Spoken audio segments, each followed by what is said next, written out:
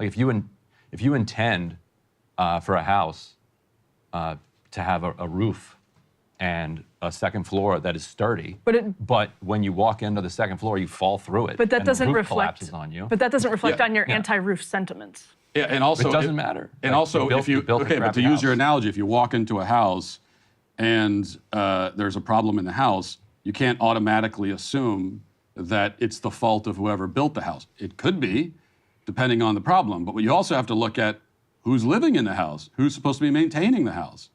And if you're living in a house and you're not taking care of it, and in fact you're mistreating the house and it goes to hell, and then you turn around and blame whoever built the house 100 years ago, well, I'm going to say, like, well, this is at some point you got to take responsibility for your own house. And So, welcome back, and today we have an interview with Matt Walsh.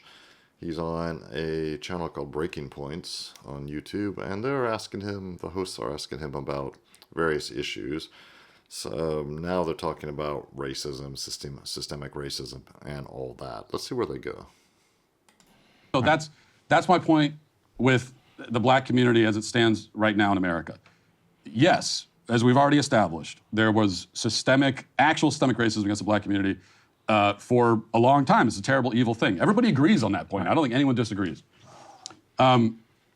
That is over now. There is no longer a system in place that is designed to deprive black Americans of rights. I mean, would you agree with that at least? No, I do think it's still designed that way, but it's designed in a way where it can't be litigated because it's not in the law. Okay, but so can you point to me an exact point of the system, an exact place in the system, a policy that is designed to deprive black Americans of rights? The same people that designed the system to protect the wealth of the upper class, in the throughout American history, like continued to be in control. Yeah, but now you're talking about class, not race. I'm talking about race. Right, but how do you disrupt class if you're so segregated by? I mean, how do you disrupt race if you're so segregated by class? Well, but I don't think you can bring class into this, because I would agree that we could talk about class. I'll agree that there are elites who care about themselves and don't care about the lower class. I would say that those people are just as unconcerned with a white person in a trailer park in Appalachia as they are unconcerned with a black person in the inner city. Sounds reasonable. I would agree 100% with that. So it is class. We could talk about that. But my question was, because we talk about the system, it's a broad concept here. So let's narrow it down. Let's find a piece of the system that we can point to and say, well, this is designed to hurt black people. Okay, so if you go to Georgia, for instance, after they implemented school desegregation, what they started doing is saying, oh, okay, well, we can't legally keep black people out of our neighborhoods or out of our schools, but what we can do is we can secede from our neighborhoods. You've been to the Atlanta suburbs? A little bit. Like every four... Unfortunately. Like every four... Try to stay away. Yeah. Like every 4 blocks for a long time, you had like new school districts, and they would be drawn... They would be just basically gerrymandered. Like they would know where the white people were, and they would gerrymander the school district so that only white people would be part of this. Yeah, but you're going back to desegregation. No. This is what they're doing now. Well, interesting point. As it happens, for those of you who have been watching my channel, I was born and raised in Portland, Oregon. So I was born in 1965. I'm 59 years old. So in the 70s, I remember in the 70s when the whole issue of busing was a big thing in the United States. So this is, I didn't really understand it that well because I was just a kid, so like in 5th grade, I was 10 years old, it was 1975. It was around that time, maybe a bit later, 76. There was this talk of busing, and I would sort of watch my parents watching the news about it, and because my parents were and are inveterate libtards, they were all for busing, I think. We didn't really discuss it much, but they were all for whatever liberal policies were in fashion. So yeah, which meant bringing busing in children from low-income areas, specifically black areas of towns, to go to white schools, to go to better schools. And I think maybe in the opposite direction too, although I'm not sure. So I saw that in my school, in my middle school, from 5th grade through 8th grade, for example. Every day, a couple school buses came, and some kids from a lower income area, almost all of whom were black, were bussed in and attended classes at my school. They were from, quite a ways away, not from the local neighborhood. So I wouldn't say it was a huge success. It wasn't a massive problem. I wouldn't say it was a massive problem at that school or in my high school I went to afterwards. Maybe, again, this was early days though. This was early in the process. What's going on now, of course, this is, like I said, this was in the mid to late 70s. So God knows what it's like now. The whole education system in America has been, well, it's a disaster in many ways, depending where you live. But yeah, people want the best schools for their children. And if you actually look at statistics, just like if you look at crime statistics in America, violent crime statistics, say you look at mass shootings. Well, the mass shootings that get on the news are the ones where some crazy kid goes into a school and shoots a bunch of other kids.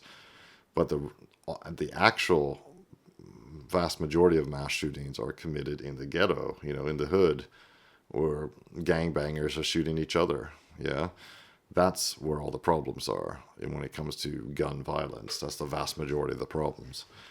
So similar to school violence.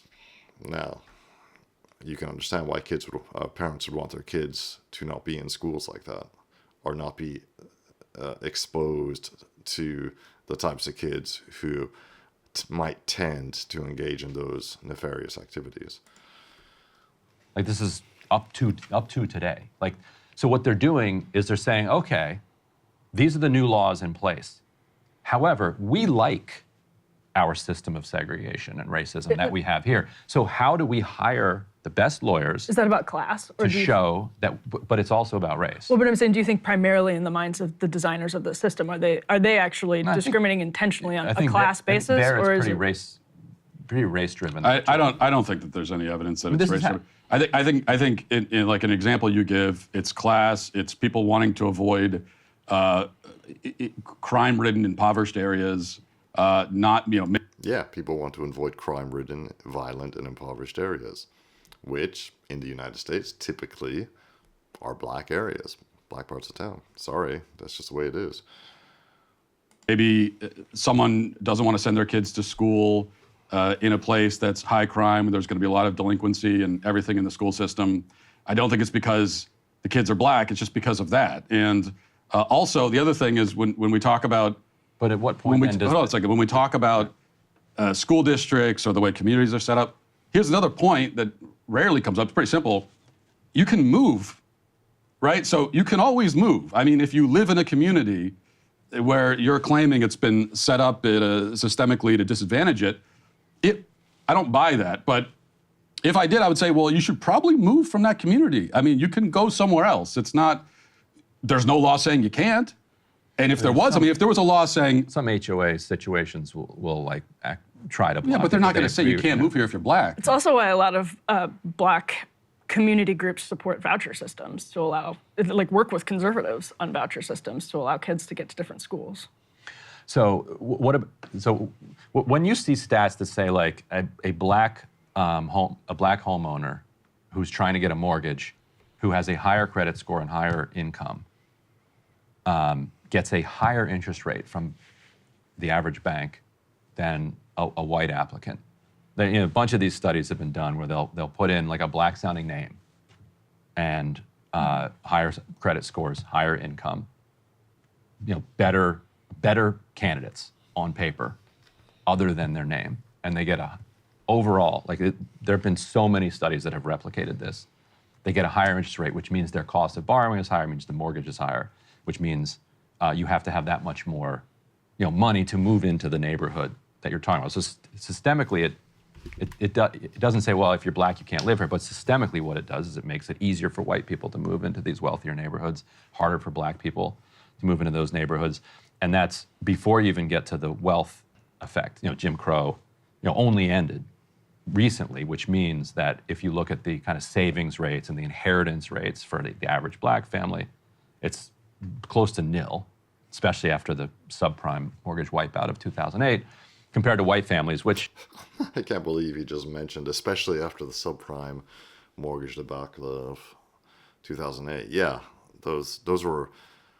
That whole meltdown was caused by giving out mortgage loans to people who should never, ever, ever have been considered eligible for one in the first place. And why were banks giving out loans to people who were, completely ineligible normally? Because the federal government wanted them to and encouraged them to. So this guy, he just reminds me of my entire family. Yeah. People are pattern recognition machines. The brain is a pattern recognition machine. It recognizes patterns, and it recognizes patterns based on all sorts of things, based on where you live, based on your education, based on your income, based on your credit score, and based on your name and your ethnic background, all those things. So get over it, bro. People notice things, and the noticing is becoming more intense. And thanks to people like Elon Musk on Twitter, people are feeling more and more free to express what they notice. So anyway, maybe we'll come back to this clip at another time. I think I'll leave it there for now. Let me know what you think in the comments. And in the meantime, please like and subscribe. It really helps me grow the channel and continue making content for you.